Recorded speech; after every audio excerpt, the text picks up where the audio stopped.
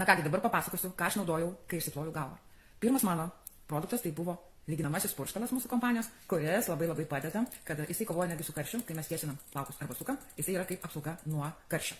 Jis suaktyvina šilumą, veikia su plaukų džiovintuvu. Plaukai, kada juos ištiesinė, tampa glotnus.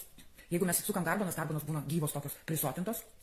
Ir dar naudojau plaukų aliejuką mūsų kompanijos, kuris labai padeda plaukam žvilgėti, padeda įsišukuoti, labai paprastai įsišukuoja plaukai po šito mūsų plaukų aliejukų. Kodėl aš tryniau delnuose? Todėl, kad aliejuką reikia šiek tiek sušildyti tarp delnų, tada jisai dar geriau pasiskirsto mūsų plauko. Jisai turi maitinantį blizgesį, gydo mūsų plaukus, drėkina, sulaiko drėgmę, atkuria pažeistus, sausus plaukus, palieka plaukai po jo naudojimo minkšti ir sveiki. Kokią jisai suteikia naudą mūsų plaukam?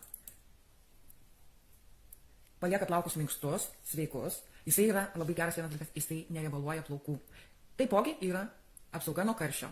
O kai aš dabar užsidėjau abidvi priemonės, kurios saugo nuo karščio, tai dabar galima drąsiai padėti ar tai lygintuvą, ar tai džiovintuvą ant pačios karščiausios srovės ir plaukai tikrai bus apsaugoti, nenudegs. Mes puikiai žinom, kad kiekvieną kartą prisilietus prie plaukų su džiovintuvu arba tiesintuvu nepanaudojus apsaugos nuo karščio, daugiau ar mažiau mūsų plaukų, ypač galiukai, yra nudeginami. Tad visiems rekomenduoju naudoti šias